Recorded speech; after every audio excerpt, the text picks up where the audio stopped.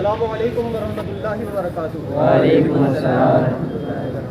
आज मोहल्ला बाला के अंदर तमाम लोगों ने मिलकर ये फ़ैसला किया है कि हम माह मुहर्रम के इस मुबारक महीने में हरगिज़ ढोल नहीं बजाएंगे और ना ही किसी शख्स को ढोल बजाने देंगे और ना ही किसी दूसरे मोहल्ले में ढोल बजाने के लिए जाएंगे और ना ही किसी दूसरे मोहल्ले वालों को इस मोहल्ले में ढोल बजाने दिया जाएगा।